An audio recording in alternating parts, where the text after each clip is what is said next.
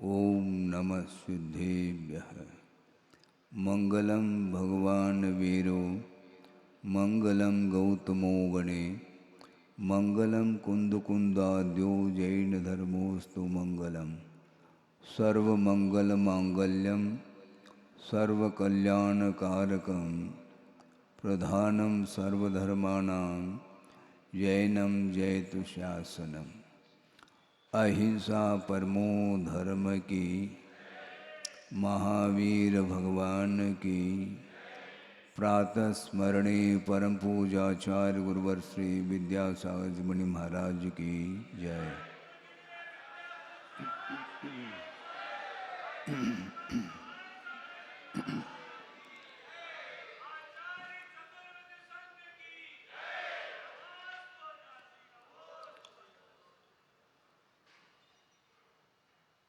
आज 10 लक्षण धर्म का उपांत दिन है। उपांत दिन का अर्थ ये है सेकंड लास्ट। कल अंतिम दिन उत्तम ब्रह्मचर्य के विषय में समझेंगे। उसके पहले उत्तम आकिंचन्य धर्म की चर्चा यहाँ की जा रही है। किंचित मात्र भी पर वस्तु मेरी नहीं हो सकती है, ऐसा भाव जो आता है मन में, वही आकिंचन्य धर्म का विषय बनता है। अपने आत्मा में लीन होने के लिए पर वस्तु बाधक सिद्ध होता है, क्योंकि विश्व में अनंतानंत पदार्थ हैं जो जानने योग्य हैं।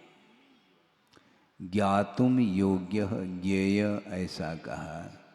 जानने योग्य जो पदार्थ हैं वे ज्ञेयभूत पदार्थ माने जाते हैं।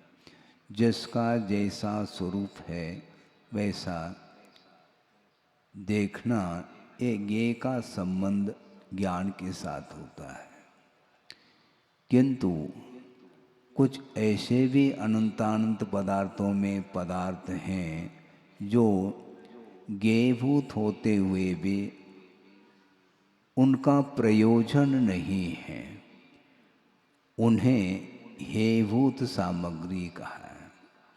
और एक उपादेयभूत तत्व का अर्थ ग्रहण करने योग्य जो प्राप्तव्य होता है उसका नाम शुद्ध परमात्म तत्व कहा है। और शुद्ध परमात्म तत्व को प्राप्त करने के लिए जो उपादेयभूत पदार्थ हैं तो वो पंच परमेष्टि हैं। पंच परमेष्टि के अलावा अन्य पदार्थों के साथ जब तक आत्मा का संबंध रहेगा तब तक वह शुद्ध परमात्म तत्व की उपलब्धि नहीं हो सकती है। इस प्रकार आगमकारों का कहना है। सोचो, विचार करो। अतीत की ओर दृष्टि रखते हैं तो बड़ा विस्मय होता है। मैं स्वयं विस्मय, मुझे आश्चर्य हो रहा है। जिस समय संघ में प्रवेश हुआ था उस समय शरीर की अपेक्षा से बहुत कम उम्र थी इस शरीर की, और एजुकेशन बिल्कुल ना के बराबर, और भाषा का कोई ज्ञान नहीं है। मातृभाषा कन्नड़ है और एजुकेशन जो है वह मराठी मीडियम से हुआ और संघ में प्रवेश हो रहा है। मैं सोच रहा था मुझे प्रवेश मिल रहा है, बहुत बड़ी उपलब्धि है ये। और मुझे इस बात को लेकर के आश्चर्य हो रहा था कि देखो, मेरे पास ज्ञान बिल्कुल ना के बराबर समझ लो, सिवाय नमोकार मंत्र के अलावा मुझे और कोई भी ज्ञान नहीं था और प्रवेश मिल रहा है। योग्यता होगी तभी तो प्रवेश मिला है। और गुरुदेव ने ही उस योग्यता को परखा होगा और उन्होंने मुझे लौटाया नहीं है। धीरे धीरे धीरे विकास होता है। आप बीज बोते हैं, बीज का वपन करते हैं और वह अंकुरित होने के लिए कितना समय लगता है? लगभग 7-8 दिन तो लग ही जाता है। तो उसी प्रकार धीरे धीरे विकास होता है। ये धैर्य उनके अंदर था, गुरुदेव के अंदर, इसका विकास होगा। मुझे लगता था कि क्या विकास होगा। एक पतली सी किताब मुझे दी गई थी, वह अभी भी स्मरण में आता है। वह विषय अक्षय क्षेत्र महावीर्य में प्रवेश हुआ और जो ही वस्त्र परिवर्तित हुए और आजीवन व्रत हमें प्राप्त हुआ, उस समय एक छोटी सी पतली सी किताब हमें दी गई थी और एक माला, वो भी सोने चांदी की नहीं, सूत की माला थी। हाँ, और मैं माला फिरता था और जो पतली सी किताब थी उसमें क्या विषय था और कुछ नहीं, हिंदी में 12 भावना, दौलत राम कृत 12 भावना, राजा राणा छत्रपति, और ये प्रभु पतित पावन की विनती थी। हमने सोचा ये विनती ठीक है, प्रभु से और गुरु से विनती करने से अपने आप ही बेड़ा पार हो जाएगा।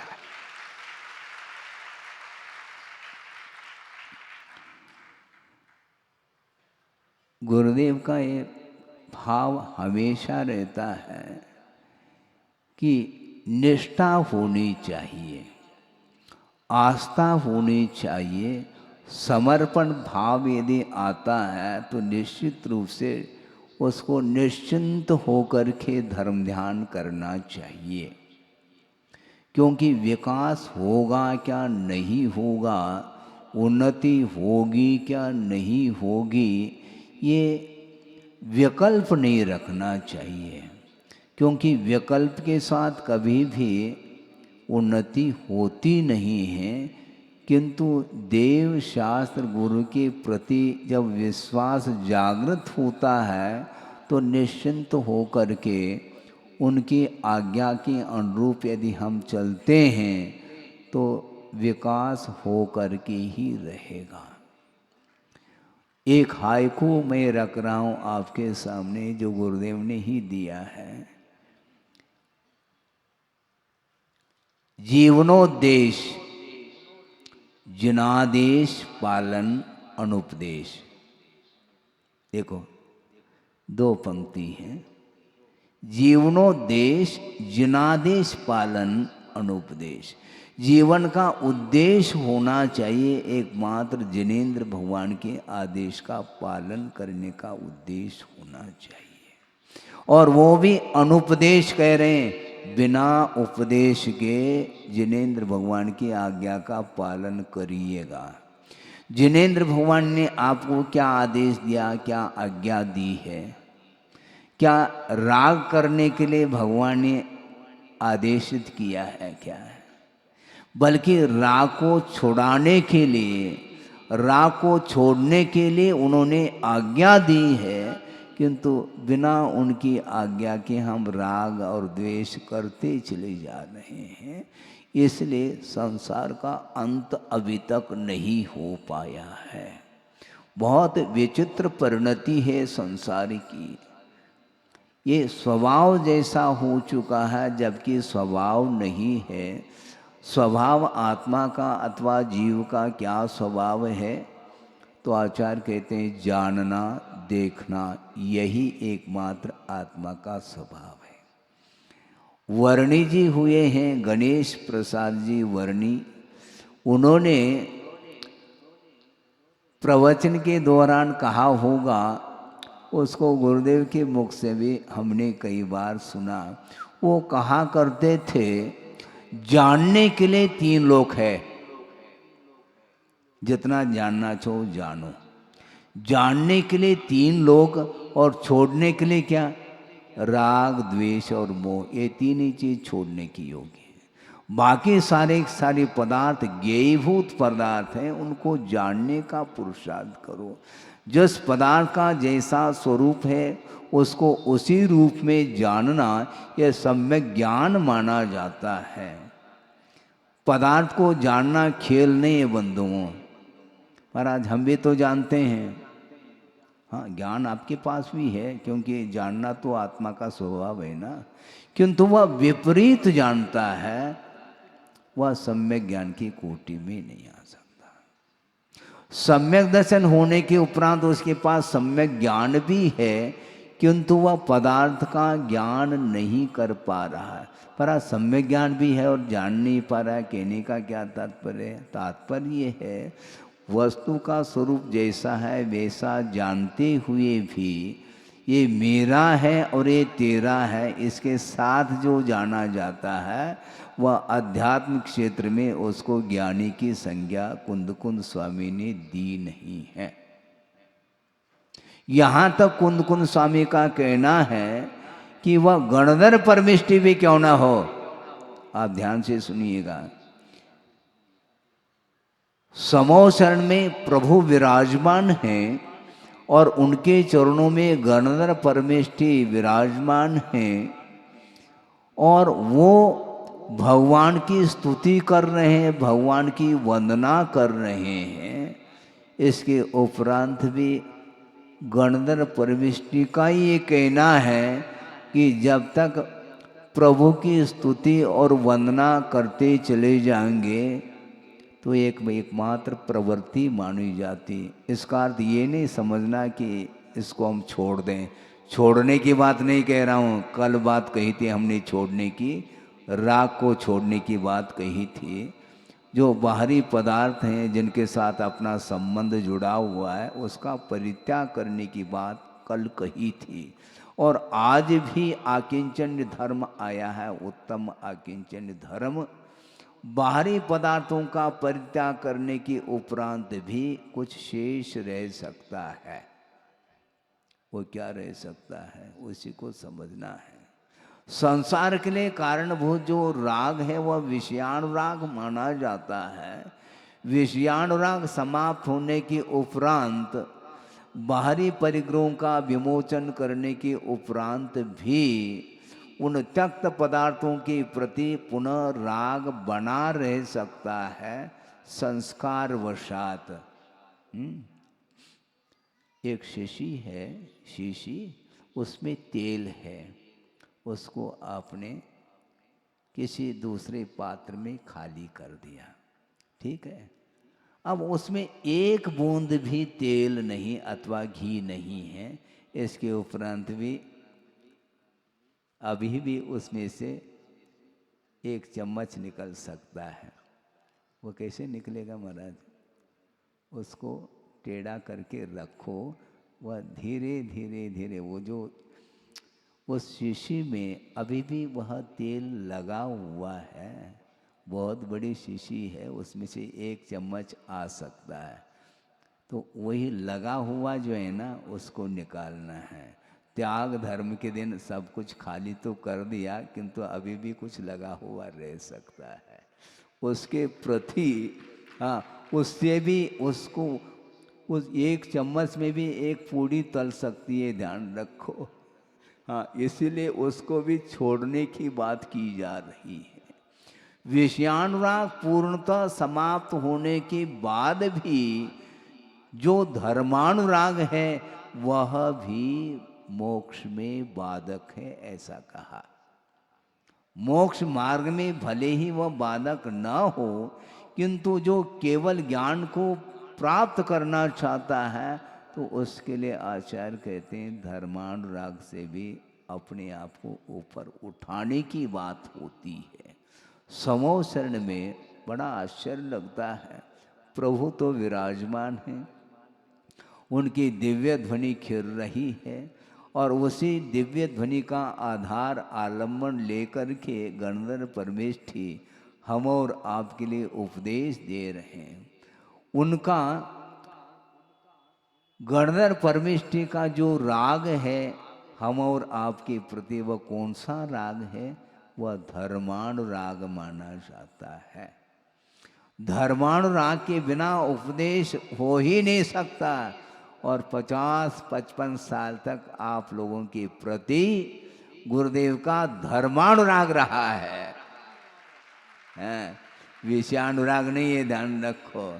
किंतु विषयों को तो छुड़ाने के लिए बार बार वो उपदेश देते हैं, किंतु आप लोगों की कल्याण की भावना को रखते हुए प्रमोद भाव रखते हैं। धर्मानुराग, इसी को वात्सल्य बोलते हैं। सम्यक दर्शन का ये अंग माना जाता है। हालांकि इसमें धर्मानुराग विद्यमान है, वह केवल ज्ञान के लिए बाधक हो सकता है, किंतु जिनके अंदर अभी केवल ज्ञान को प्राप्त करने की क्षमता जागृत नहीं हो पा रही है, तो उसके लिए धर्मानुराग उसके प्रति रखने से वह उत्साहित हो करके धर्म की आराधना करने के लिए कटिबद्ध हो सकता है। तो आज उत्तम आकिंचन का धर्म है। कुंद कुंद स्वामी कह रहे हैं, सोचो, कुंद कुंद स्वामी वहाँ तक पहुँचना बहुत कठिन है, किंतु गुरुदेव ने कुंद कुंद उनकी जो परिणति, उनकी जो साधना जो थी, कुंद कुंद तो रहे नहीं, किंतु कुंद कुंद के साहित्य तक पहुँचने के लिए हम लोगों के लिए गुरुदेव ने जो दिया है, दिया दे दिया, उन्होंने प्रकाश दिया है। कुंद कुंद को कौन जानता था, किंतु उनकी गहराई, उनके चिंतन और उनके जो उपदेश, वहाँ तक पहुँचने के लिए गुरुदेव ने हम लोगों के लिए बहुत अथक परिश्रम किया है, तब कहीं जा कर के कुंद कुंद को समझ पा रहे हैं। कुंद कुंद स्वामी ने अपने अध्यात्म ग्रंथ में बिल्कुल स्पष्ट शब्दों में लिखा है, गणधर परमेष्ठी भी क्यों न हो, वे जब तक उपदेश देते रहेंगे, जब तक प्रभु की स्तुति वंदना आदि करते रहेंगे, तब तक विश्व का तो कल्याण उनके द्वारा हो सकता है, किंतु आत्म कल्याण का अर्थ केवल ज्ञान यदि प्राप्त करना चाहते हैं तो उन्हीं का कहना है, परमाणु मात्र भी यदि परवस्तु के प्रति राग है तो वह आत्मा को नहीं जान सकता, ऐसा स्पष्ट उल्लेख किया है। परमाणु मित्त यम्प्य हो रागादीनम तो विज्यदे जस, नविसो जान दे अप्पा नयम तो सौवाग मदरो भी, सर्वागम धर अपि आत्मानम न जानाते, ऐसा कहा। समस्त आगम का पारगामी भी क्यों न हो, द्वादशांग का पाठी भी क्यों न हो, और वे द्वादशांग के पाठी तो रहे कौन, गणधर परमेष्ठी। दिव्य ध्वनि का आलम्बन लेकर के उन्होंने आगम की रचना की है, द्वादशांग की पाठी है, सकल श्रुतधारी है। इसके उपरांत भी वो स्वयं ही कह रहे हैं, परमाणु मात्र भी यदि पर वस्तु के प्रति राग विद्यमान है तो वह आत्मा का ज्ञान नहीं कर सकता। वीतराग स्वसंवेदन संभव नहीं, यह स्पष्ट शब्दों में कहा है। इसके उपरांत भी कुछ ऐसे भी स्वाध्यायशील व्यक्ति हैं जो चतुर्थ गुण स्थान में, जहाँ पर बिल्कुल न अनुव्रत है न और कुछ है, असंयम की भूमिका में वो वीतराग स्वसंवेदन उन्हें होने लगा। आजकल हमें विस्मय होता है, कुंद कुंद का जो साहित्य है उसका अवलोकन उनको बारीकी से कर लेना चाहिए। परमाणु मात्र भी यदि राग विद्यमान है तो वह आत्मा का ज्ञान नहीं कर सकता, अर्थात आत्मा का वीतराग स्वसंवेदन उन्हें नहीं हो सकता। फिर ऐसी स्थिति में असंयम की भूमिका में अविरत दशा में बस उस सम्यक दृष्टि को वीतराग स्वसंवेदन कहाँ से हो सकता है? यद्यपि स्वसंवेदन से रहित कोई भी जीव नहीं है, किंतु स्वसंवेदन अलग है और वीतराग स्वसंवेदन अलग है। हाँ, आपको संवेदन होता क्या नहीं? महाराज हमें समझ में नहीं आता कि ये क्या समझ, आत्मा तो दिखाई देती नहीं, और आत्मा आत्मा आप 10 दिन हो गए आत्मा की चर्चा करते हुए, हमें बात समझ में नहीं आती। अच्छी बात है, किसी ने कहा आपको समझ में नहीं आती ना आत्मा क्या है। उन्होंने कहा ये जो जलता हुआ जो अंगारा है ना, वो हाथ में ले आओ थोड़ा सा, तो समझ में आ जाएगी आत्मा क्या है। हाथ में अंगारा को ले लो तो समझ में आ जाएगा कि आत्मा का क्या स्वरूप है। आत्मा अमूर्त है ना, किंतु जो आत्मा चिल्ला रही वही आत्मा, ये ध्यान रखो। शरीर कभी चिल्लाता नहीं है, आत्मा चिल्लाती है।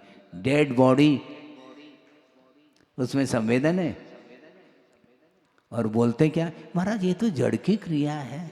अच्छा, आत्मा की क्रिया नहीं, जड़ की यदि क्रिया है तो अवसान होने के उपरांत उस जड़ में क्रियाएं होनी चाहिए। कोई भूत प्रविष्ट हो जाए तो बात अलग है भैया, उसकी जिम्मेदारी हमारी नहीं है। हाँ, वो कूदने लग जाए ये अलग वस्तु, किंतु उस शव में कोई भी अब प्राण रहे नहीं, जीव निकल गया है। जब तक जीव था तब तक उस शरीर में एक्टिविटी थी, क्रियाएं होती थी, किंतु ज्यों ही अवसान हो जाता है तो वह शरीर जड़ माना जाता है। किंतु लोगों की धारणा ये है खाना पीना उठना बैठना ये केवल जड़ की क्रिया है। गलत बात है ये जड़ की क्रिया नहीं, ये आत्मा की क्रिया, ये ध्यान रखो। क्योंकि राग पूर्वक संसारी प्राणी सारी क्रियाएं करता है और बोल रहा है ये जड़ की क्रिया, ये ठीक नहीं है। ये यूँ कहना चाहिए कि स्वाध्याय जो है ना अजीर्ण हो रहा है। स्वाध्याय का स्वाध्याय करो, कैसा करना स्वाध्याय आप ही बताओ महाराज। हम ही सब कुछ बताएंगे तो आप क्या करोगे फिर? हैं? आपको समझना है, क्योंकि पर पदार्थ के प्रति राग हमेशा बना रहता है संसारी प्राणी का। इसलिए जो विषयानुराग है वो पूर्णतः अभाव को प्राप्त हो जाए, और धर्मानुराग से भी जो ऊपर उठता है उसके लिए आत्मा का दर्शन हो सकता है। ये कुंद कुंद स्वामी ने कहा है।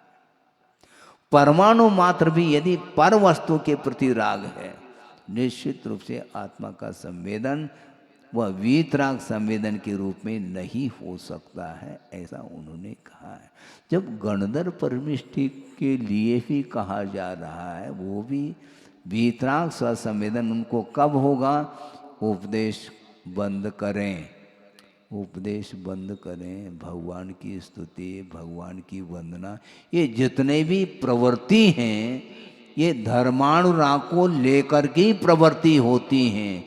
इन धर्मानुराग से भी जब ऊपर उठता है तो एक अंतर मुहूर्त के अंदर केवल ज्ञान वह प्राप्त कर लेता है। आप क्या प्राप्त करेंगे? कल नहीं परसों गाड़ियों के मुख किधर है?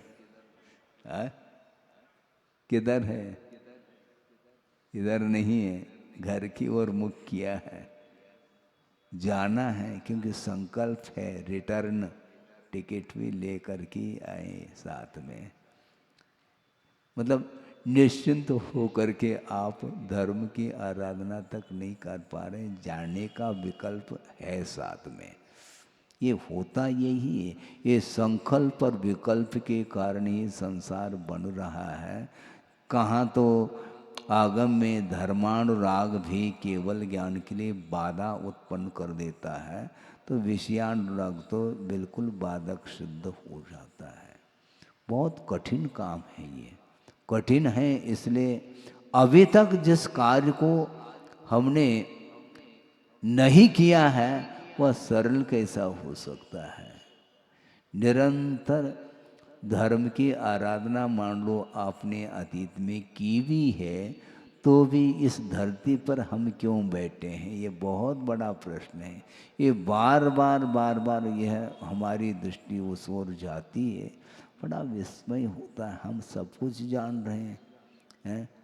एक व्यक्ति आए, उन्होंने कहा कि महाराज हमें आपको कम से कम 41 साल हो गए होंगे, आपके बाजोटे पर वही ग्रंथ देखने को मिलते हैं, अभी भी आप वो ग्रंथ पूर्ण नहीं कर पाए क्या? 40 साल में आपको क्या हो गया? वही ग्रंथ रखे रहते हैं, समय सार है, ज्ञानार्णव है, गोमठ सार है, आदि आदि, अभी कौन सा सार बाकी रहा? ऐसा उनका कहना था। ठीक है, वाकई में ठीक है। उनके लिए हमने उत्तर ये दिया कि देखो, ये जितने भी ग्रंथ हैं उसको एक बार पढ़ लो, 2 बार पढ़ लो, सारा का सारा ज्ञान हो सकता है, इसमें कोई बाधा नहीं। किंतु इन ग्रंथों को हम बंद करके यदि फ्री बैठ जाएं तो हमारा जो उपयोग है वो उधर ही जाता, जहाँ नहीं जाना चाहिए। इसलिए निरंतर हमारा उपयोग, हमारा मन केंद्रित रहे जिनवाणी में, इसलिए बार बार अनुप्रेक्षा की जाती है। पुनर्चिंतनम अनुप्रेक्षा, बार बार उसी को रिपीट करना है। महाराज आनंद नहीं आता, ठीक है, नहीं आता तो तुम जानो, हमें तो उसी में आनंद आता है। बार बार वस्तु तत्व का स्वरूप हम चिंतन करते रहेंगे तो हमारा उपयोग विषयों से ऊपर उठ सकता है। बहुत कठिन काम है, उसमें उबना नहीं चाहिए। हमें बात समझ में नहीं आती, आप बार बार कहते हो कि महाराज कल भी तो वही बात कही थी, उसी को आज पुनः प्रकारांतर से उसी विषय को आप रख रहे हैं, हमारा मन नहीं लगता, हम ऊब जाते हैं। अच्छा, और आप प्रतिदिन जो ना जो दाल भात खा रहे हैं उसमें ऊब नहीं रहे हैं आप। हाँ, जय हो बोल रहे हैं वो। यही तो समस्या है, प्रतिदिन वही रोटी, वही दाल, वही भात, वही सब्जी, सब कुछ है, उसमें आपका मन ऊब नहीं रहा है, बोरियत का अनुभव नहीं करते आप, और बोरी की बोरी खा जाते हैं, फिर भी बोरियत का अनुभव नहीं। समस्या है, बहुत बड़ी समस्या खड़ी हो गई। अभी तक जीवन भर में कितनी बोरी चावल है, कितनी बोरी गेहूं है और चीनी है, हिसाब है क्या उसका? महाराज उसका हिसाब नहीं रखते हम। खाने पीने का हिसाब नहीं रखते, किसने किससे कितना लेना कितना देना ये तो हिसाब रखते हैं, किंतु खाने पीने के बारे में हम हिसाब नहीं रखते, बेहिसाब खाते रहते हैं। लेकिन फिर भी बोरियत का अनुभव नहीं करते, बोरी की बोरी खा गए फिर भी बोरियत नहीं। और इधर प्रवचन सुनते समय महाराज हमारा मन नहीं लगता, कुछ ऐसा कुछ बोलो आप जैसे हमारा मन लगे। भैया आपके अनुरूप तो हम नहीं बोल पाएंगे, क्योंकि बिना मनोरंजन किए आपका मन लगता ही नहीं। किंतु जो निरंजन, जो आत्म तत्व है, उसको प्राप्त करना चाहो तो मनोरंजन से आप ऊपर उठिएगा। हाँ, जब मनोरंजन की बात आती है तो टाली के ऊपर टाली, और जब सिद्धांत की बात आती है तो उस समय नींद। ये सब क्या है? टाली नहीं बजाओ, बहुत बचा लिया आपने, 10 दिन हो गए हैं। तो इसलिए कुंदकुंद स्वामी का ये कहना है, सर्वागम धर अपि आत्मानम न जानाति, कह रहे हैं। द्वादशांग की पार्टी, द्वादशांग की रचना उन्होंने ही की है, और उन्हें वीतराग स्वसंवेदन तब तक नहीं होगा जब तक ये सत विकल्प बने रहेंगे। असत विकल्प तो संसार के लिए कारण है, किंतु सत विकल्प भी ये धर्मानुराग होने के कारण वो भी हमारे लिए केवल ज्ञान को प्राप्त करने के लिए व्यवधान उपस्थित करता है। इस प्रकार कुंद कुंद स्वामी का कहना है। इसलिए गुरुदेव ने भी कई बार श्रवणों के लिए कहा कि देखो ये शुभोपयोगात्मक जो प्रवृत्ति है, जिसको धर्मानुराग की संज्ञा दी जा रही है, इसके लिए गुरुदेव ने क्या कहा था, आपके लिए नहीं कह रहा हूँ, श्रमणों के लिए कहा था, ये धर्मानुराग जो है ये ज्वार बाजरा का व्यापार है। सुन रहे हैं आप? हाँ हो, ज्वार बाजरा का व्यापार, ऐसा उन्होंने कहा। फिर इस धर्मानुराग के लिए कहा, और धर्मानुराग से यदि ऊपर उठेगा तो वो कौन सा व्यापार है?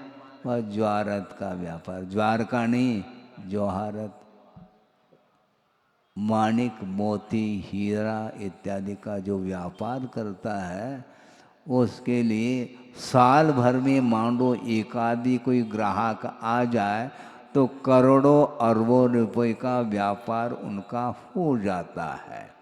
उसी प्रकार जो शुद्धोपयोग की ओर दृष्टि जिस श्रवण की जाती है, वो बहुत जल्दी केवल ज्ञान के सन्निकट पहुंच जाता है, खेल नहीं है। क्योंकि परिग्रह जो है ना, समस्त अनर्थों का मूल है, ऐसा कहा है। संग, संघ नहीं, संग, संग का अर्थ परिग्रह है। और उसके लिए कहा आचार्यों ने, संग एव मत सूत्रे निशेषानर्थ मंदिरम ये ना संतोपि सूयन्ते रागाद्या रेपवक्षणे, ऐसा कहा।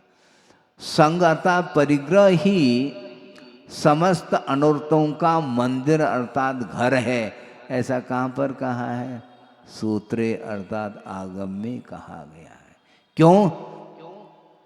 जिस परिग्रह के कारण रागादिक उत्पन्न नहीं हो रहे थे, उस परिग्रह के कारण ही एक क्षण में ही रागादिक जो शत्रु है वो उत्पन्न हो जाते हैं। रागाद्या रेपवक्षणे सूयन्ते असंतो अपि, नहीं रागादिक भाव उत्पन्न नहीं हो रहे हैं, किंतु परिग्रह का आलम्बन लिया नहीं, रागादिक भाव उत्पन्न होने लगे। सोचो, विचार करो।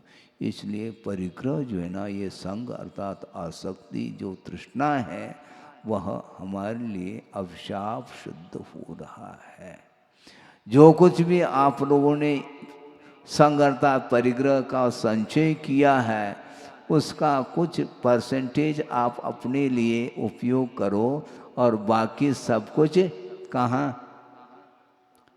या तो जिनालय में, या तो पूर्ण आयु में।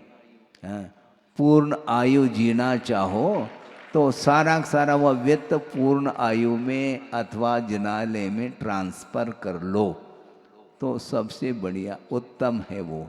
हाँ बिल्कुल, क्योंकि वैसे कहने से आप लोग नहीं देते हैं, तो इस प्रकार कहना तो पड़ेगा। क्योंकि जो राग के साथ जिसका संकलन किया है, संग्रह किया है, उसके प्रति यदि आसक्ति बनी रहेगी तो वह राग जो है ना, वह अधोगति तक ले जाने में कारण बनता है। आप पढ़ कर के आए कहाँ? तत्पर सूत्र में। कहाँ पढ़ा? छठे अध्याय में। बहु आरंभ और बहु परिग्रह, बहुत आरंभ और बहुत परिग्रह के माध्यम से वह दुर्गति का अर्थात अधोगति का पात्र बनता है। इसलिए वो कमाया हुआ जो वित्त है उसका सदुपयोग करो। वित्त का अर्थ होता है, और वित्त का अर्थ ज्ञान भी होता है। वित्त का अर्थ ज्ञान भी होता है, और वित्त का अर्थ परिग्रह भी होता है। इसलिए बुद्धिमत्ता उसी में है कि उस वित्त का हैं। समर्पण किनके चरणों में? भगवान के चरणों में। जैसे कल कह रहे थे ना, कल वासुपूजनाथ भगवान को निर्वाण का लाभ हुआ है, उनके चरणों में आप निर्वाण लाडू चढ़ाएंगे। वहाँ पर तो एक लाडू चढ़ाओ, लेकिन जो कुछ भी है उसका वासुपूजनाथ भगवान के चरणों में चढ़ा दो तो ज़्यादा अच्छा, क्योंकि आपको भी जल्दी जल्दी निर्वाण की उपलब्धि हो जाए। सोचो, विचार करो, ये राग छूटता नहीं, राग छोड़ना पड़ता है। हाँ, राग जो है ना वो छूटता नहीं, छोड़ना पड़ता है। मान लो घाव हो गया किसी अंग में और उसका ड्रेसिंग करके उसके ऊपर पट्टी बांध दी गई। अब 24 घंटे में पुनः उस पट्टी को निकाल करके ड्रेसिंग करना है, तो उस पट्टी को निकालते समय क्या महसूस होता है आपको? निकालो नहीं ऐसा बोलते हैं, क्योंकि निकालते समय उसमें से खून आ सकता है, इसी को बोलते हैं। वह चिपक जाता है उसी का। इसी प्रकार राग जो चिपका हुआ है उसको निकालते समय संसारी प्राणी को आंखों में आंसू आता है। निकालो नहीं, छुड़ाओ नहीं। भैया तुम छोड़ो या नहीं छोड़ो, वो छूटेगा। अंत समय में तो छूटना ही, सब कुछ छूटना है। जब शरीर ही छूट रहा है तो शरीर से पृथक भूत वो संपदा क्या साथ में ले जाओगे क्या? नहीं ले जा सकते। इसलिए विषाण राग से अपने आप को दूर करना चाहिए। दूर नहीं हो पाता है, ये एक प्रकार से स्वभाव जैसा बना हुआ है, इसलिए ऐसा होता है। शायद हमने आपके सामने ये प्रसंग रखा होगा पूर्व में भी, किंतु नए नए शिविरार्थी आदि आए हैं, उनके सामने भी यह इस प्रसंग को रख दिया जाए तो अच्छा है। प्रसंग बना रहे, क्योंकि 1-2 दिन बाद तो फिर समाप्त ही है, खेल ही समाप्त है ये है। इसलिए जब तक है तब तक सुनो। एक प्रसंग है,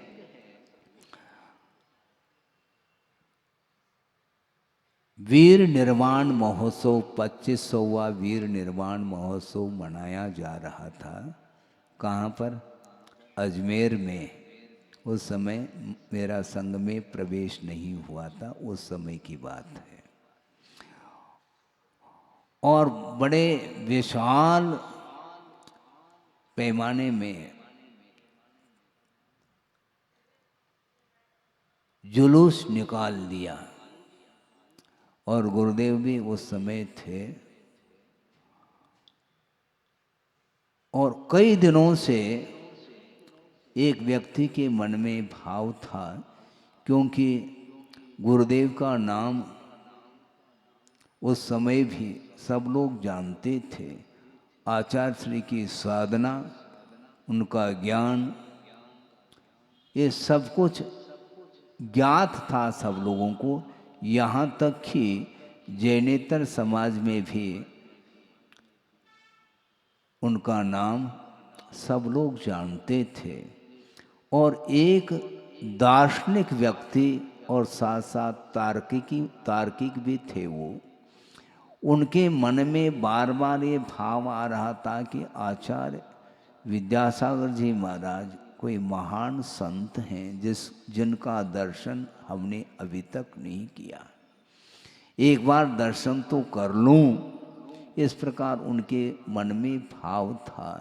और उस सभा में आए थे और बैठे थे, तत्व चर्चा चल रही थी। उस समय की बात है ये।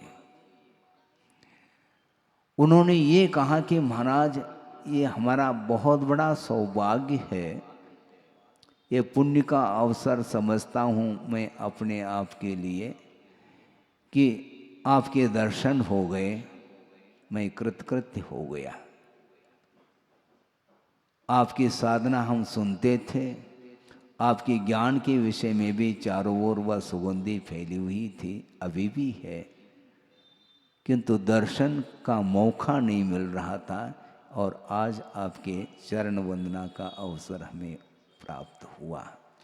लेकिन बात लेकिन आ गई, लेकिन में सब समाप्त होता है। बहुत बड़ी विचित्र दशा है, क्योंकि वह दार्शनिक थे और तार्किक थे।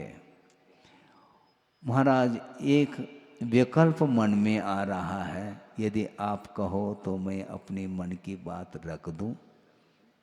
हाँ, क्यों नहीं रख सकते हैं, आप रख सकते हैं, निसंकोच होकर के रख सकते हैं। लेकिन महाराज, हमें डर लगता है। डरने की क्या बात है, जो मन में विचार है, जो भाव है, उसको बिल्कुल बालक के समान व्यक्त कर सकते हैं। और कुछ मान लो, कुछ समझने की चीज़ हो तो मैं समझ भी लूँगा, उसको क्या बात हो गई। और आपकी जो भावना है, उस भावना के अनुरूप मुझे कुछ परिवर्तन भी करना होगा, मान लो, तो भी मैं सोच लूँगा, कोई बाधा नहीं इसमें। आप निसंकोच होकर के कहिए। महाराज, फिर भी मन में विकल्प आता है, डर लगता है, कैसे कहूँ। सुनो, आपको कहना है तो बिल्कुल शांति के साथ कहिए। फिर उन्होंने कहा कि महाराज, एक मन में विकल्प बार बार खटक रहा है। वो क्या है? वो ये है महाराज, क्योंकि आप साधक हैं, हम तो साधक है ही नहीं। आप वीतरागी हैं और हम तो वीतरागी है ही नहीं, हम तो रागी हैं। और आप समाज के बीच में आते हैं, जाते हैं, महिला वर्ग भी हैं, सभी लोग रहते हैं, इसलिए मन में एक भाव आ रहा है। यदि आप कहें तो कह दो, कह दो भैया, कितनी बार कहलवाओगे। महाराज, मन में एक भाव आ रहा है, आप क्षमा करना, कि एक लंगोट आप यदि धारण करते तो अच्छा होता है। तो आचार्य महाराज ने सोचा, शांति रखो, थोड़ा धैर्य रखो, समय पर इसका उत्तर तुम्हें मिल जाएगा।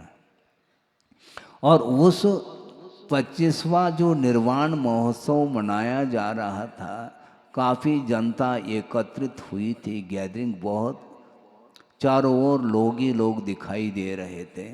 उस समय लोकार्पण के लिए एक किताब जो प्रिंट हो चुकी थी, प्रकाशित हो चुकी थी, वह विमोचन करने के लिए कुछ विद्वान लोग आए और उन्होंने कहा कि महाराज, इस किताब का विमोचन करना चाहते हैं आदि।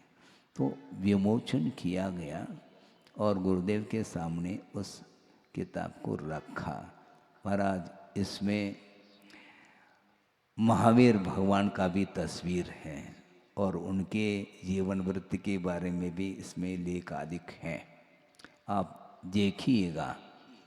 तो गुरुदेव ने वहीं मंच पर बैठे बैठे खोल करके देखा और उन्होंने कहा, इसमें महावीर भगवान का तो तस्वीर दिखाई नहीं दे रहा है।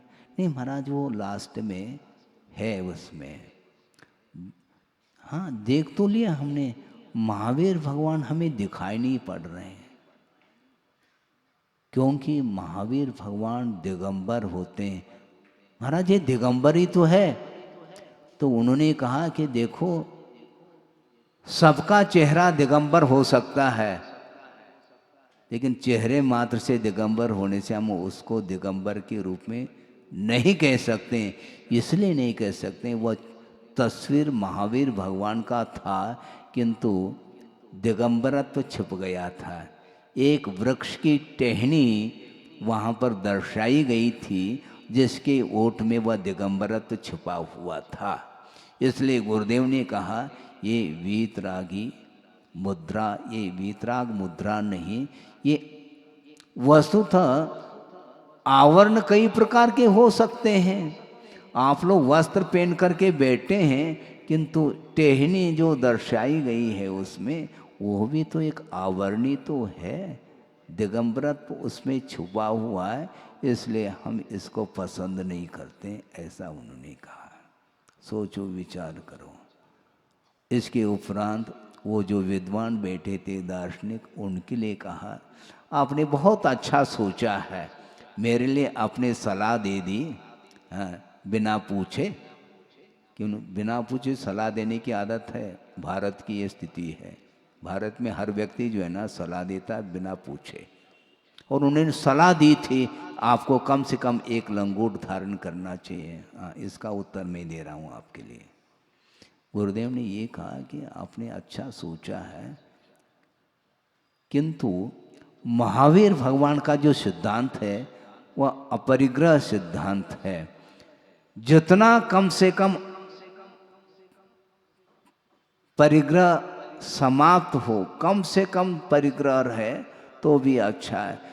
और दूसरी बात ये है कि ये लंगोट में जो कपड़ा ज़्यादा लग रहा है, इससे कम कपड़े में काम चल सकता है। वो क्या है? गुरुदेव ने ये कहा, ये जो हरी पट्टी है 4 अंगुल की, उसको आंख के ऊपर आप रख लें तो ज़्यादा अच्छा है। क्योंकि हरी पट्टी इसलिए कह रहे हैं क्योंकि उसके माध्यम से आंख की ज्योति भी और बढ़ सकती है। इसलिए लंगोट में तो कपड़ा और ज़्यादा लग रहा है, परिग्रह ज़्यादा लग रहा है, कम परिग्रह में काम हो सकता है। इसलिए आप कभी भी वीतरागी साधु देखने में आ जाए तो उस समय आप अपने आंखों के ऊपर एक हरी पट्टी लगा दें तो ज़्यादा उपयुक्त है। तो उन्होंने हाथ जोड़ दिया, महाराज अब इससे मैं कभी भी इस प्रकार भाव नहीं रखूँगा, किंतु हम तो रागी ठहरे इसलिए मन में बार बार इस प्रकार के भाव आ रहा था। तो गुरुदेव ने कहा कि वीतरागी जो होते हैं वो रागी में भी वह वीतरागता को ढूंढते हैं और रागी भी वीतरागता में राग ढूंढ रहा है। समस्या तो ये खड़ी है। बहुत विचित्र परिणति है संसारी प्राणी की।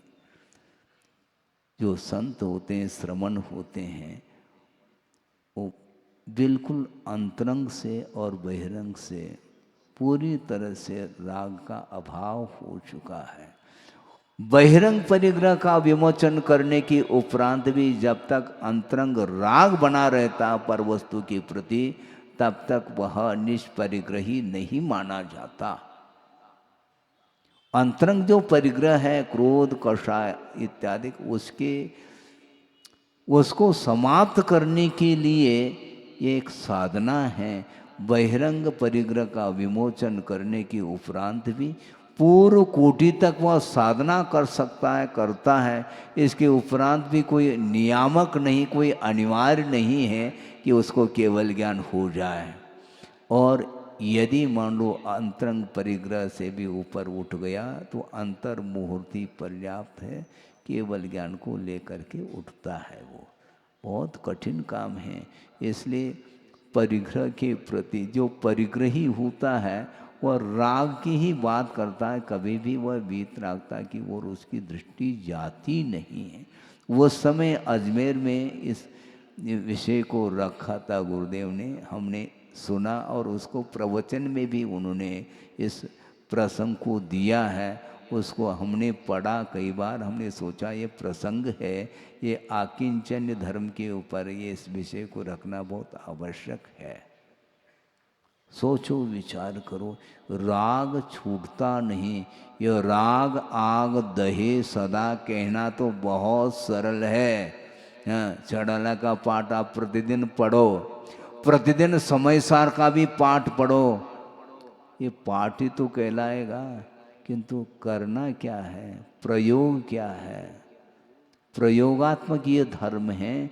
पढ़ने का निषेध नहीं, तत्व चर्चा का निषेध नहीं। तत्व चर्चा तो देव फरिया में 33 सागर तक तत्व चर्चा की गई है। इसके उपरांत भी राग से वह ऊपर नहीं उठ पा रहा है, असंयम दशा में है वो। और यहाँ पर संयम धारण करने का अवसर है और यह गमा रहा है संसारी प्राणी। कई बार ये शाम को वहाँ पर शिवरात्रि आते हैं और जिज्ञासा भी रखते हैं, महाराज हमारा मन नहीं लग रहा। भैया शिविर में बैठे हो, तुम्हारा मन नहीं लग रहा, पर 10 दिन के लिए आए, फिर बाद में वही याद आता है, हम क्या करें। भैया धीरे धीरे धीरे प्रयास करो, अपनी शक्ति के अनुरूप राग को कम करने का पुरुषार्थ करना चाहिए। ये एक साथ यदि नहीं होता है तो घबराने की कोई आवश्यकता नहीं, क्योंकि श्रावक जो गृहस्थ होता है उसकी भूमिका में भी बहुत कुछ कार्य वह कर सकता है। यहाँ तक कि तीर्थंकर प्रकृति के बंध के परिणाम, विशुद्धतम परिणाम उसके अंदर हो सकते हैं, और वो भी संयम के अभाव में हो सकते हैं। तो इससे बढ़ कर के और कौन सा विकास हो सकता है? षोडश कर्ण भावना भाव। महाराज आज भाग करके क्या करना, क्योंकि आपने कहा था केवली श्रुत केवली के पाद मूल में तीर्थंकर प्रकृति का बंध होना है, और आज तो होना है ही नहीं, तो काय को भाएं। अरे पुनः वही, ये व्यवसाय नहीं, ये ध्यान रखो। फल मिले, परिणाम निकले अथवा न निकले, संस्कार तो डालना ही चाहिए। अनंतकालीन जो अज्ञान के संस्कार डिलीट नहीं हो पा रहे हैं, इसलिए निरंतर आपको वैराग्य भावना, बारह भावना और षोडशकारण भावना और मेरी भावना, तेरी भावना नहीं, मेरी भावना, इन्हें मेरी भावना का अर्थ क्या? आचार्य कहते हैं मेरी भावना, हम जो चाहते हैं तुम चाहोगे तो काम होगा, नहीं तो नहीं होगा। भगवान क्या चाहते हैं? भगवान कुछ नहीं चाहते हैं, यही चाहते हैं सारे सारे भगवान बन जाए तो ज़्यादा अच्छा है। लेकिन बने कैसे? उपदेश सुनने मात्र से भगवत पद की उपलब्धि नहीं हो सकती, किंतु राग का अभाव करना पड़ता है, और राग का अभाव करना बहुत कठिन हो जाता है, और राग का अभाव बिना भेद विज्ञान के संभव नहीं है बंधु। भेद विज्ञान का अर्थ ही है कि मेरा क्या स्वरूप है और पराया उसका क्या स्वरूप है, ये स्वरूप का बोध होना चाहिए। ये मेरे तेरे की जो वृत्ति है यही परिग्रह है। मेरा कुछ नहीं, मैं अकेला हूं। अहमिको खलु शुद्धो दंसन नान मयीवो सदा रूवी नवि अत्य मध्य किंचवी अन्नम परमाण मित्तम्पि। परमाणु मात्र भी मेरा पर वस्तु है ही नहीं, इस प्रकार विचारने में आना चाहिए। महाराज परमाणु मात्र मेरा नहीं, बाकी सब मेरा है, वह ऐसा अर्थ निकालने लगा वो। हमेशा संसारी प्राणी कुछ न कुछ वह अर्थ अपने मन के अनुरूप निकालता है, जबकि आगमकार ये कह रहा परमाणु मात्र भी पर वस्तु मेरी नहीं हो सकती है। तो ये मेरा कहाँ है, किसके लिए है? ये शरीर भी जब मेरा नहीं, तो पर वस्तु के साथ संबंध मेरा नहीं हो सकता।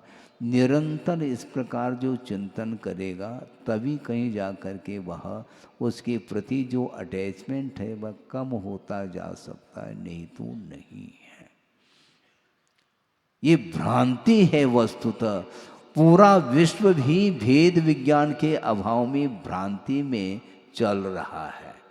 पूरा संसार भ्रांति में चल रहा है, क्योंकि भेद विज्ञान उसको नहीं हो रहा है। इसलिए एक प्रसंग आपके सामने छोटा सा रख करके इस विषय को पूर्ण कर रहा हूँ। एक व्यक्ति है और वह कहाँ जा रहा है?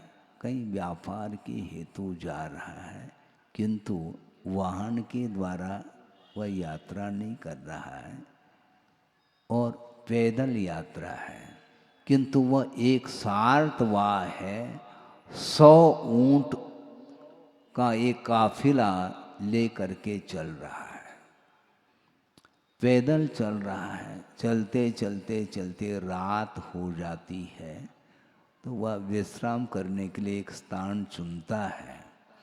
और उसने सोचा तो मेरे लिए तो उपयुक्त स्थान है, किंतु 100 ऊँट हैं, उनको बांधना भी तो है, क्योंकि रात भर कैसे बंधे रहेंगे वो।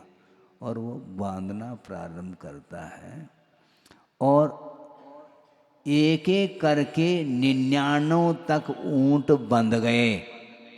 खूंटी गाड़ता है और रस्सी से उसको बांध लेता है ऊँट को, सारे सारे बंध गए। अब एक ऊँट को बांधना है और खूंटी और रस्सी नहीं है। समस्या खड़ी हो गई, क्योंकि ऊँट है भैया, खाली छोड़ दें तो क्या होगा। तुमने सोचा कि किसी के पास पूछा कि खूंटी है क्या, रस्सी यहाँ पर मिलेगी? नहीं, यहाँ पर रस्सी भी नहीं मिलेगी, खूंटी भी नहीं मिलेगी, फिर कैसे बांधेंगे? तुम चिंता नहीं करो, मैं बांध देता हूँ उसको। अच्छी बात है भैया, बिना खूंटी और बिना रस्सी आप ऊँट को बांधने का प्रयास कर रहे हैं। आपका कौन सा प्रयास है हमें समझ में नहीं आ रहा। तुम चिंता नहीं करो भैया, मैं बांध देता हूँ, चलो अभी आपके साथ चलता हूँ। उसके साथ वह पहुँच गया व्यक्ति और वो कहता है मैं बांधूंगा, तुम चिंता नहीं करो। 99 बंध गए कि नहीं? हाँ, 99 ऊँट बंध गए, कोई बाधा नहीं। अब वो क्या करता है, वह करता कुछ नहीं, वह खूंट ले लिया, खूंट है ही नहीं, और वह इस प्रकार प्रयास उसको सुनाए दे कि खूंटी गाड़ी जा रही है। बस ऊँट सुन रहा है, हाँ हमें भी बांधा जा रहा है। अच्छा, और वह झूठी खूंटी गाड़ी जा रही है और झूठी रस्सी उसके गले में बांध दी जाती, तो वह बैठ जाता है वो ऊँट। हाँ, अभी टाली नहीं बजाना। और वह ऊँट बैठ गया बिना खूंटी बिना रस्सी के। वह सोच रहा कि मुझे भी बांध दिया गया। अब सुबह हो जाता है तो सारे सारे 99 ऊँट जो थे उनकी रस्सी और खूंटी उखाड़ दी गई, रस्सी को निकाल दिया, सारे सारे खड़े हो गए। वो जो ऊँट बैठा है वो बैठा ही रह गया। समस्या खड़ी हो गई, समस्या फिर खड़ी हो गई। तो उसी व्यक्ति को बुलाया, तुमने कौन सा मंत्र किया, ये ऊँट उठ ही नहीं रहा है। मंत्र कुछ नहीं किया, ध्यान रखो वो भ्रांति में है, उसको अभी खड़ा कर देता हूँ मैं, तुम नहीं खड़ा कर पाए, कैसे करोगे? और वह खूंटी उखाड़ दी उसके सामने, जो खूंटी थी नहीं, और उखाड़ने का एक दृश्य उसके सामने दिखाया गया। और गले की रस्सी खोल दी, खोलने का एक एक्टिंग किया गया है और कुछ नहीं किया गया है। वो उसके माध्यम से वो ऊँट खड़ा हो गया। अर्थ यह है कि वो भ्रांति में है, जबकि उसके गले में न रस्सी है न खूंटी को गाड़ी गई है। इसके उपरांत भी एक भ्रांति है कि मुझे बांधा गया है। उसी प्रकार संसारी प्राणी, पूरा विश्व ही भ्रांति में वह चल रहा है, स्वयं ही उलझता चला जा रहा है। उलझाने वाला कौन है? कोई कौन उलझाने के लिए आता है? लेकिन भजन क्या करते हैं आप? सुलझाओ भगवान तुमरे बिना हमरा कोई नहीं। अच्छा, वो भगवान इसीलिए बैठे हैं क्या? तुम उलझते चले जाओ और वो सुलझाने के लिए बैठे हैं क्या? वो भगवान काय के लिए बैठे हैं? भगवान की आराधना करो, तुम उलझते चले जा रहे हो। भगवान उलझा रहे हैं क्या? भगवान तो सुलझाने के लिए बैठे नहीं, ये ध्यान रखो। तुम सुलझना चाहो तो वो बैठे हैं, तुम्हें सुलझना ही नहीं है तो भगवान भी उतर करके आ जाए, तुम्हें कोई भी सुलझा नहीं सकता, ये ध्यान रखो। भेद विज्ञान जब तक नहीं होगा, आत्मा का स्वरूप जब तक ज्ञात नहीं होगा, पर क्या आत्म तत्व क्या, शरीर का क्या स्वरूप, आत्मा का क्या स्वरूप, संसार का क्या स्वरूप, मोक्ष का क्या स्वरूप, पाप और पुण्य का क्या स्वरूप है, इस विषय में जब तक आपको जानकारी प्राप्त नहीं होगी आगम के माध्यम से, और मात्र जानकारी मात्र पर्याप्त नहीं, जानने के उपरांत पर को पर के रूप में जानने के उपरांत उसका विमोचन जब तक तुम हृदय से नहीं करोगे, तब तक कभी भी आकिंचन्य धर्म का स्वाद नहीं ले पाओगे। ध्यान रखो, आकिंचन्य का अर्थ किंचित मात्र भी पर वस्तु मेरी नहीं हो सकती है। इस प्रकार की जब साधना होगी तब कहीं जा करके वह विकास के कुछ चिन्ह, कुछ सिम्टम्स दिखाई पड़ सकते हैं। पूर्व कोटि तक भी साधना करने के उपरांत भी भीतर वह पर वस्तु के प्रति राग जब तक विद्यमान रहेगा, तब तक वह वीतराग स्वसंवेदन संभव नहीं है। इसलिए आचार्यों का ये कहना है कि वस्तुतः आत्म तत्व को छोड़ करके पर वस्तु के साथ संबंध रखना ये अज्ञान का परिणाम माना जाता है। सम्यक ज्ञान होने के उपरांत भी जिस प्रकार असत विकल्पों से ऊपर उठा जाता है, उसी प्रकार सत विकल्प से जब ऊपर उठ जाता है तब जा करके वह ध्यान अवस्था बनती है, जिसको शुद्धोपयोग की संज्ञा दी है। शुभोपयोगात्मक जो प्रवृत्ति होती है उसके माध्यम से स्व का हित तो होता है और पर का भी हित होता है, किंतु स्व का हित होते हुए भी वह शुभोपयोगात्मक जो प्रवृत्ति है उस प्रवृत्ति के माध्यम से परंपरा से मुक्ति मिलेगी। साक्षात उसको स्वर्ग की उपलब्धि होती है जब शुक्ल ध्यान जिसको शुद्धोपयोग की संज्ञा दी है अध्यात्म भाषा में, जब शुद्धोपयोग में वह लीन हो जाता है तो वह अंतर्मूर्त में ही वह निर्वाण का लाभ ले सकता है। इसलिए आकिंचन धर्म के विषय में आप लोगों ने समझा, एक दो उदाहरण के माध्यम से, केवल उदाहरण भी याद रह जाए तो अच्छी बात है, लेकिन खाली उदाहरण ही याद नहीं रखना, किसके लिए उदाहरण दिया ये भी तो कम से कम ध्यान में रखना चाहिए। ध्यान रहता नहीं, मन रहता है, शरीर यहाँ पर बैठा रहता है, लेकिन विकल्प निरंतर चलते रहते हैं। निरंतर नहीं, भावना नहीं, विकल्प की कोई भावना नहीं होते हुए वो विकल्प स्वाभाविक रूप से वो उठते ही रहते हैं। इसलिए उन विकल्पों से, कौन से विकल्पों से दूर होना, अपने को संसार के लिए कारणभूत जो संकल्प विकल्प हैं उसका परित्याग करना है। बाकी पंच परमेष्टि की आराधना के रूप में जो विकल्प हैं वह सत विकल्प माने जाते हैं, उसके माध्यम से ही वस्तुतः मोक्ष तत्व को हम प्राप्त कर सकते हैं। इसलिए पंच परमेष्टि की आराधना करने में जो विकल्प हैं वह उन विकल्पों को निरंतर करते रहिए, क्योंकि वह है नहीं। किसी ने कहा कि ये भी विकल्प है, तो हे बुद्धि से भक्ति करोगे क्या भगवान की? भगवान की भक्ति हे बुद्धि से नहीं, किंतु भोजन करो हे बुद्धि से, ये तो करो नहीं। भोजन को तो चाव से करता है और भगवान की भक्ति तो वो तो करते ही रहते हैं महाराज। कितना करना, प्रतिदिन वही करना क्या, प्रतिदिन खा भी तो रहे हो। प्रतिदिन भोजन करने में तो वह ऊब नहीं रहा है और भगवान की भक्ति करने में उसको बोरियत का अनुभव होता, ये ठीक नहीं माना जाता है। इसलिए पंच परमेष्टि की आराधना निश्चिंत हो करके उपादेय भूत जो परमात्मा तत्व है उसको प्राप्त करने के लिए यदि प्रभु की आराधना और गुरु की आराधना करोगे तो निश्चित रूप से आकिंचन धर्म आपके जीवन में आ सकता है, और उस उत्तम आकिंचन्य धर्म के माध्यम से ही आत्मा में लीन होने का अवसर प्राप्त हो सकता है। हो इस पवित्र भावना के साथ अहिंसा परमो धर्म की जय। बोधि समाधि परिणाम शुद्धि स्वात्मोपलब्धि शिव शोक सिद्धि चिंतामणिम चिंतित वस्तुदाने त्वा वंदमानस्य ममास्तु देव। परम पूजाचार्य गुरुवर श्री विद्यासागर जी महाराज की जय। जल जल चंदन